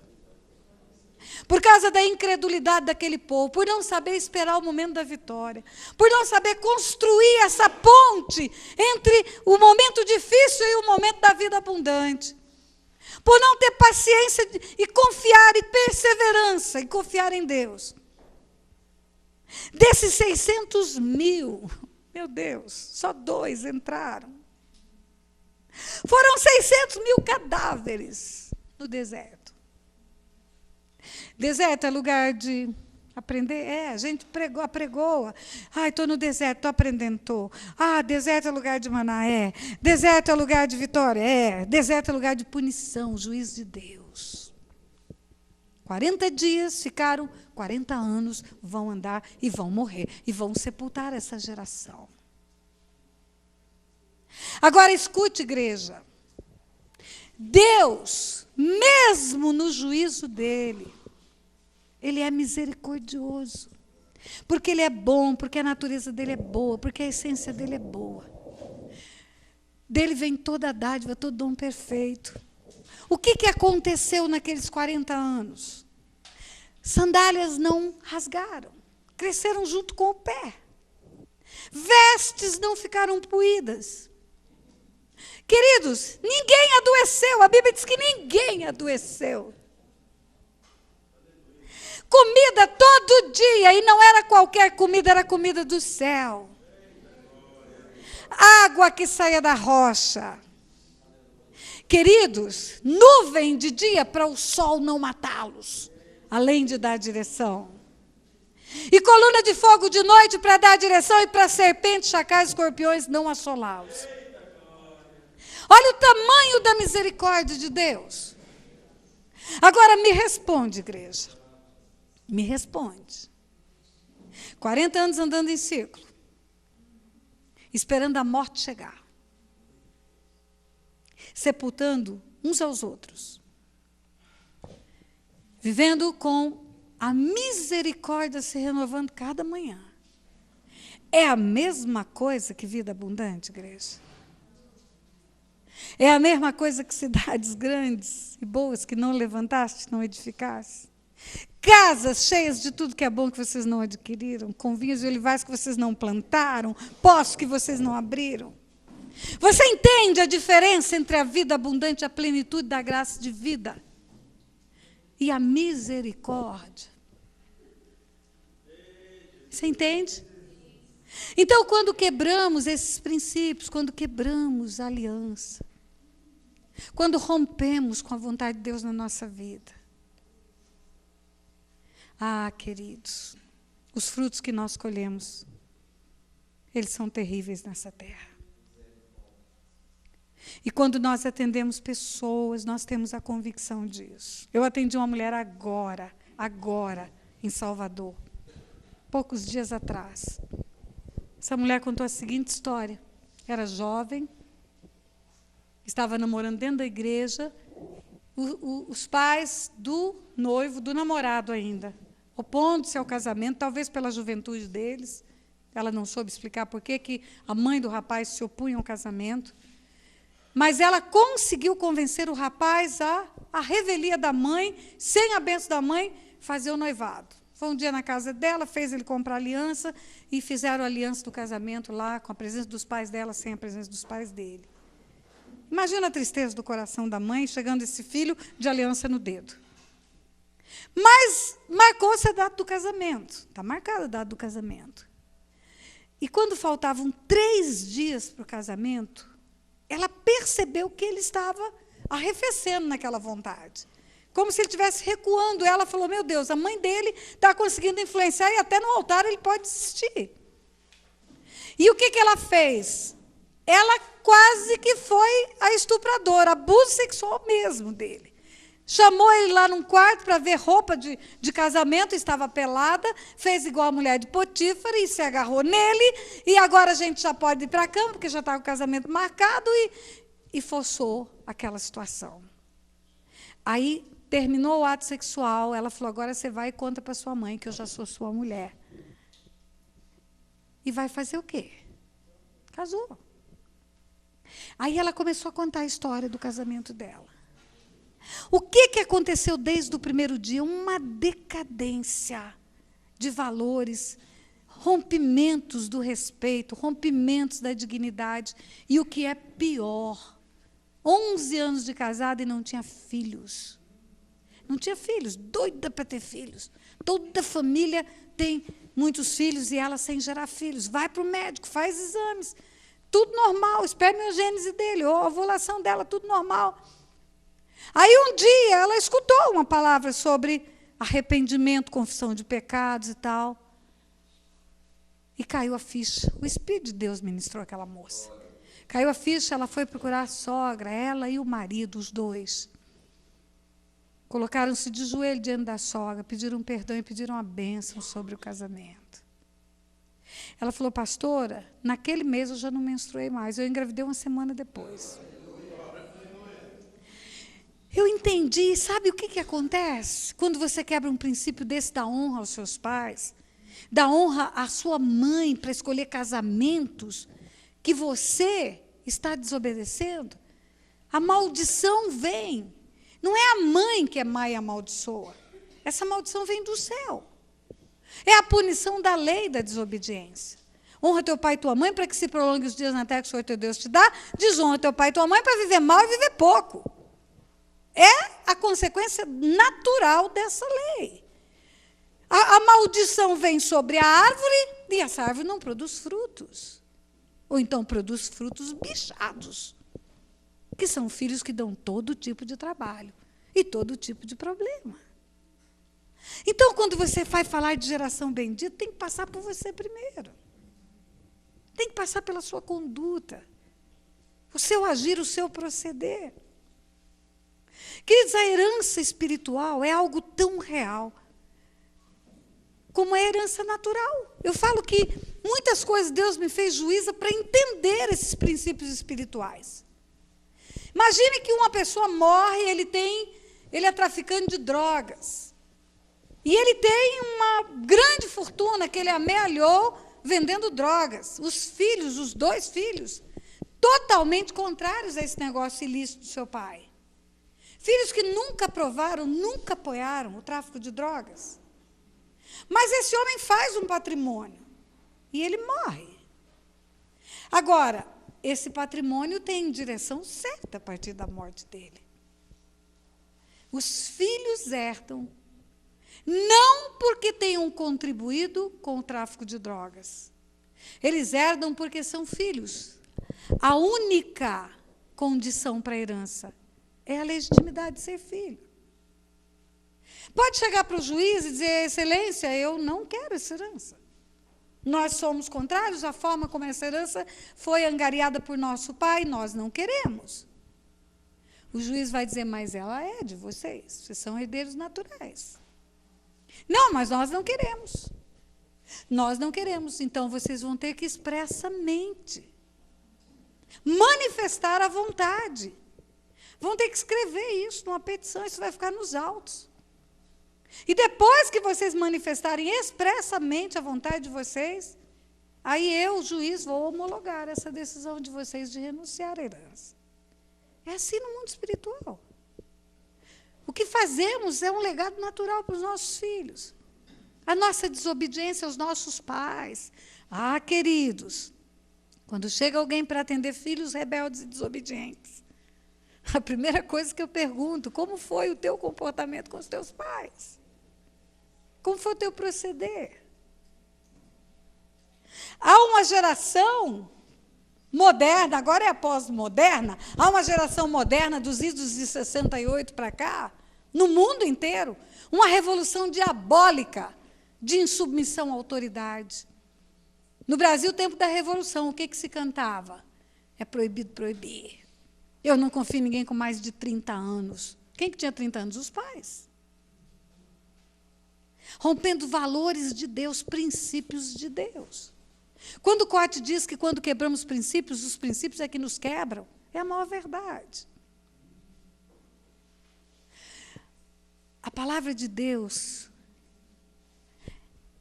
ela é de norte a sul, leste a oeste, para nos proteger das trevas. Quando a Bíblia fala, para isso o Filho de Deus se manifestou, para destruir as obras do diabo. É não só destruir na guerra espiritual, na luta espiritual, que temos que exercer, sim, com a autoridade espiritual que Deus nos dá, mas também pela palavra, limpar a nossa história. Lembra, eu sou a videira verdadeira, meu pai é agricultor, todo ramo que está em mim, meu pai limpa, para que produza mais fruto ainda, e aquele que não produz fruto, ele corta, não fica em mim, não fica em mim. Ou fica limpo, ou não fica em mim. Em resumo é isso.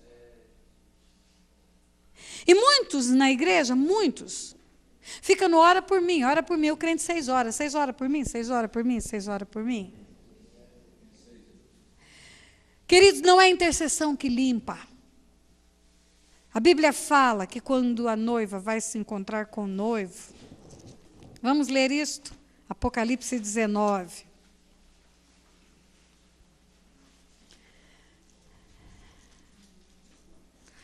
O encontro da noiva com o noivo.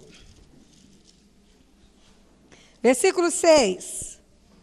19:6. Então ouvi uma voz como de numerosa multidão, como de muitas águas, e como de fortes trovões, dizendo, aleluia, pois reina o Senhor nosso Deus, o Todo-Poderoso. Alegremo-nos e exultemo-nos, e demos-lhe a glória, porque são chegadas as bodas do Cordeiro, cuja esposa a si mesmo,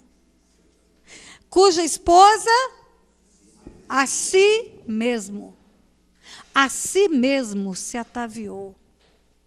Deus nos dá os preceitos, os princípios, as estruturas, e nós, deliberadamente, pela nossa vontade, aplicamos na nossa vida. Há uma tendência nossa de culpar os nossos antepassados. Mas eu quero lembrar, trazer à sua memória uma história, que havia 2 homens no Éden, Caim e Abel. Um deles resolveu matar o outro, eles tinham a mesma herança espiritual. Mesmo local, mesma origem, mesmo pai, mesma mãe, mesma concepção. E um deles escolheu o mal. Sempre vai passar pela nossa escolha, igreja. Sempre. O nosso sacerdócio, ele é permeado por escolhas da hora que saímos da cama até a hora que dormimos.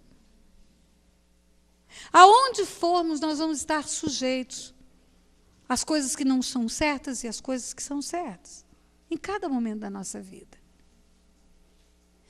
Eu garanto para vocês que se nós aplicarmos os preceitos de Deus da maneira mais espetacular que pudermos, até com sacrifício, sim, com sacrifício, porque quando Jesus diz, Pai, se possível passa de mim esse cálice, que não seja feita a minha vontade, mas a tua vontade. Fazer a vontade do Pai foi sacrifício para o Filho. Eu gosto muito de um texto que está em Hebreus. Esse texto, para mim, ele fecha essa submissão de Jesus a essa vontade do Pai. Hebreus capítulo 5, está escrito assim no versículo 7. Ele, Jesus, nos dias da sua carne, tendo oferecido com forte clamor e lágrimas, orações e súplicas, a quem o podia livrar da morte. Escute bem, aqui está tudo no plural. Ofereceu com forte clamor e lágrimas, orações e súplicas. Não foi só aquele chorinho do Getsemane. Foi muito choro e muito grito. Ofereceu a quem o podia livrar da morte, tendo sido ouvido por causa da sua piedade. Claro que ele foi ouvido, o Pai não é surdo. Embora sendo filho, aprendeu a obediência pelas coisas que sofreu. E tendo sido aperfeiçoado, tornou-se o autor da salvação eterna para todos os que lhe obedecem. Está escrito aqui. Tornou-se o autor da salvação eterna para todos os que lhe obedecem. A vida cristã, ela é sacrificial, sim. Muitas vezes nós vamos ter que dizer, Senhor, não é a minha vontade, mas eu vou me submeter à tua vontade. E quando conseguimos chegar nesse patamar, queridos, nós verdadeiramente vamos ser instrumentos de Deus para abençoar outras famílias na terra. Vamos ser instrumentos de Deus. Primeiro, porque teremos autoridade para falar dessa palavra, desses princípios, desses preceitos. E segundo, porque as pessoas virão a nós, sim, porque elas vêm em busca de ajuda. São inúmeros os casos que teria para te contar. Inúmeros casos de restauração, inúmeros casos de reconciliação, inúmeros casos de volta à casa do Pai, de conversão do coração dos pais aos filhos, dos filhos aos pais. Mas toda vez que isso acontece é porque algo prevaleceu, a vontade de Deus, que é boa, perfeita e agradável. Cada pessoa que você atender vai ter 1000 motivos para justificar o pecado. Desde Adão tem. Adão fala para Deus, essa é a mulher que o Senhor me deu. Por isso que eu comi. Desde o Éden, há uma justificativa para o pecado. Mas desde o Éden, o Senhor fala, o pecado jaz à porta, a ti te cumpre dominá-lo. Queridos, eu quero encerrar orando com você. Mas antes eu quero lembrar o que eu te falei ainda há pouco. Diante do trono de Deus, a visão que Isaías teve é que um anjo fala para o outro, santo é o Senhor, santo é o Senhor, santo é o Senhor, santo é o Senhor, santo é o Senhor. Depois disso, Isaías viu um anjo pegar com uma tenaz uma brasa viva que tirara do altar. E tocou os lábios de Isaías e disse o que o anjo? Isaías 6, eis que a tua iniquidade foi tirada e perdoado o teu pecado. Vem do trono da graça a provisão para tirar a raiz de iniquidade da nossa vida. E vem a graça redentora da cruz para perdoar pecados. E depois disso, a Bíblia fala que depois disso, Isaías ouviu o Senhor dizendo assim, A quem enviarei? Quem há de ir por nós? Depois de ver a grandeza de Deus, depois de ver as vestes do Senhor enchendo o templo, os anjos dizendo uns para os outros, santo, santo é o Senhor, santo é o Senhor dos exércitos. Depois disso, ele escuta a Trindade, porque é por nós a pergunta. A quem enviarei? Quem há de ir por nós? Ele escuta o Pai perguntando quem há de ir por nós. Sabe por que Deus quer limpar a nossa vida? Por que Deus cria no coração de Cote, de tantas pessoas nessa terra, desejo de trazer essas palavras de libertação, de edificação, de restauração, de conserto, para sermos instrumento de Deus nessa terra. Para Ele usar a nossa vida no meio da nossa geração. Eu estava de manhã aqui. Pastor Luciano Subirá conta que ele foi impulsionado por Deus a dar um abraço num rapaz. E o rapaz naquela hora estava pedindo aquele abraço a Deus. Por que Deus não abraçou aquele rapaz? Ele, Deus. Porque ele precisa dos braços de um servo dele para fazer isso na terra. Por que Deus não foi ele pessoalmente na casa de Judas, na rua que se chama Direito, onde estava hospedado Saulo de Tarso, cego, porque teve uma visão mais limpa do que o sol? Por que Deus precisa aparecer para Cornélio e falar, Ananias, vai lá e ora com ele, porque ele teve uma visão que você foi lá e orou por ele.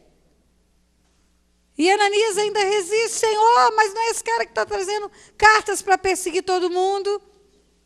Resposta do Senhor, ele é um vaso escolhido por mim. Importa que ele sofra por amor ao meu nome.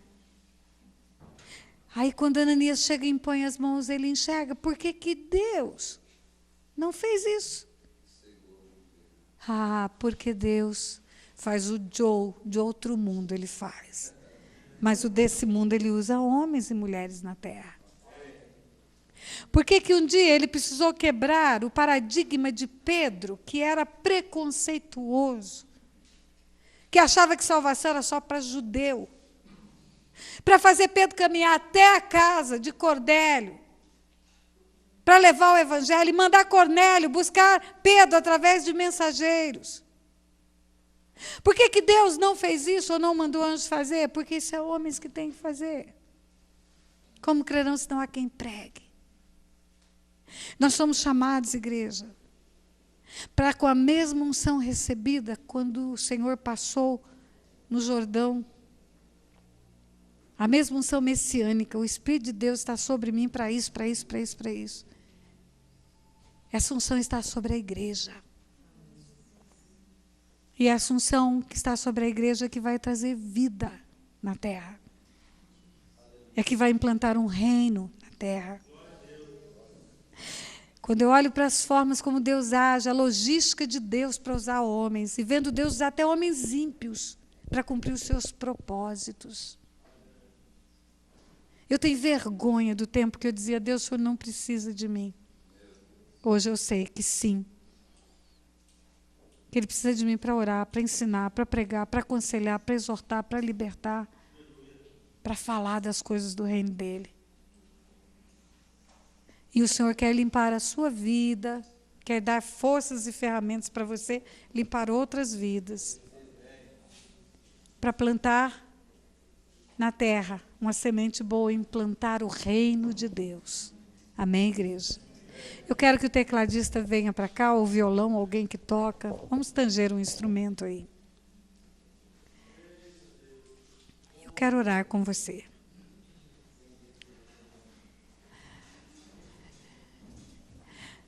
A palavra de manhã, ela foi impactante para nós. A palavra de tarde, agora à noite, ela traz como um prumo para nós. Precisamos entrar no prumo de Deus, igreja. Nós precisamos entrar no prumo de Deus. É nesse prumo de Deus, maridos na posição correta, esposos na posição correta, filhos na posição correta, exortados na medida certa. É esse prumo que vai trazer famílias benditas para a terra. Eu tenho certeza que se nós fizermos a nossa parte, o dever de casa direitinho. Deus vai cumprir na nossa vida a promessa de salvar a nossa casa. Às vezes você até fica abalado porque você ensina tanto uma geração e a outra geração parece que está quase se perdendo, mas eu creio na fidelidade de Deus porque não baixa a guarda, continua intercedendo, continua lutando no mundo espiritual. Mas você ainda está vivo, apesar de Deus não mandar você exortar 2 gerações. Ele diz que uma geração ensinará a outra. Você pode ensinar a geração que ainda está viva a ensinar a outra geração. E levantar essa corrente bendita na terra. Curva a tua cabeça. Se essa palavra de alguma maneira trouxe arrependimento para as mulheres, por estarem fora do seu papel, coloque-se diante de Deus, confesse esse pecado. Confesse esse pecado e diga: Deus, eu quero fazer um conserto disso. Se o seu marido está aqui, você agora mesmo, vire-se para ele e peça perdão pela insubmissão. Quando a gente fala de Rebeca, igreja, parece uma ficção, um negócio tão longe. Rebeca ajudou um menino a enganar, um rapaz a enganar o seu pai. Isso acontece todos os dias, debaixo dos tetos das famílias modernas. São filhos que têm limites estabelecidos pelos pais, e as mães ajudam os filhos a romper os limites. São filhas que estão indo para a cama com os namorados, com a autorização da mãe, escondendo do pai que está dando autorização. São filhos que o pai diz: olha, é para dormir às 11. Mas ele trabalha tanto, ele chega tão cansado em casa que ele vai dormir às 10. E o filho chega 2 horas da manhã. E ele pergunta para a esposa: que hora o menino chegou? Chegou às 11, ela diz. Não é diferente do que Rebeca fez. Tomando partido de filhos. Tendo predileções dentro de casa. E criando problemas no meio dos filhos. Nós temos que nos arrepender disso, mulheres. Nós temos que nos arrepender disso. Maridos que não têm cumprido esse papel, negligenciado essa cobertura que ele representa na sua casa de guardar o jardim, de proteger o jardim, expondo os seus filhos e as suas esposas aos ataques de Satanás. Temos que nos arrepender disso, igreja. Também temos que nos arrepender dos conselhos fáceis de separação. Qualquer desculpa que alguém dá, nós já aconselhamos: separa. Ainda tem pastor que usa a palavra bíblica, fala: vai, minha filha, a glória da segunda casa vai ser maior que a da primeira.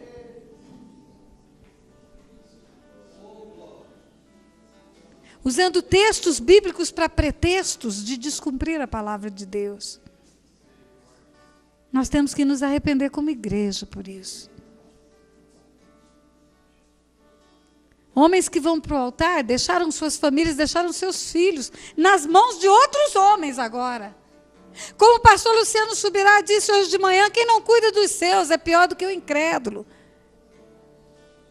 Diante de Deus são como homens ímpios. E assumindo lugar de púlpito, de sacerdote.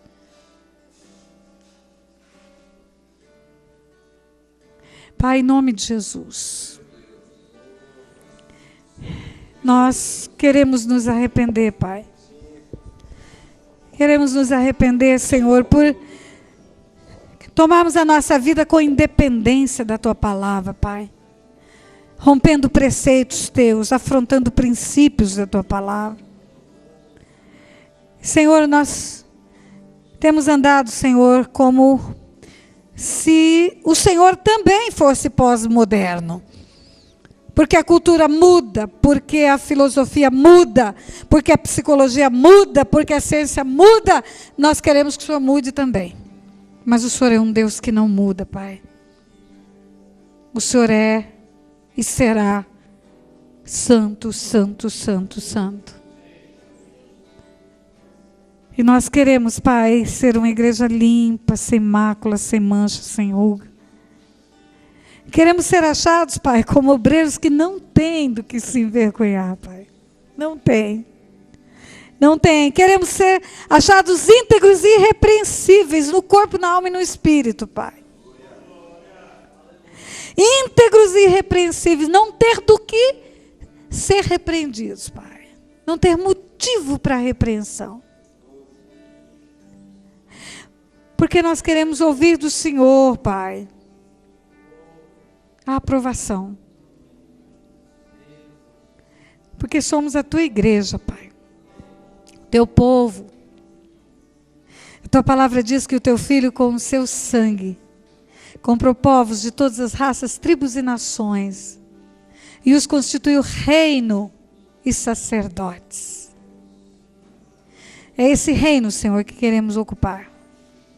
E queremos ouvir de Jesus: vinde, benditos do meu Pai, para o reino que vos está preparado desde antes da fundação do mundo. Antes de fazer o mundo, o Senhor preparou esse reino para nós, Pai. E nós queremos isso, Pai. Queremos os valores do teu reino. Queremos os princípios do teu reino. Queremos, Senhor, que a tua vontade, que é boa, perfeita e agradável, prevaleça sobre a nós. Queremos a sabedoria do céu, Pai, não essa sabedoria que é terrena e demoníaca. Para conduzir a nossa vida em família, Pai. Eu oro, Senhor, pelos casamentos aqui representados. Que venha, Senhor, uma bênção especial sobre as famílias aqui representadas. Eu oro, Senhor, para que eles possam experimentar aquilo que eu tenho experimentado na minha vida em família, Pai. Um esposo que me protege, que me cobre, que me ama. Experimentar, Senhor, a vida em família. Experimentar a alegria de tomar nos braços os filhos dos filhos e até os filhos dos filhos dos filhos. Como eu sei que o Senhor vai me permitir, Pai. Eu quero, Senhor, declarar sobre a vida deles uma bênção semelhante a essa. Abrir a minha boca para profetizar isto neste lugar, Pai. Em nome de Jesus. Em nome de Jesus. Amém, igreja?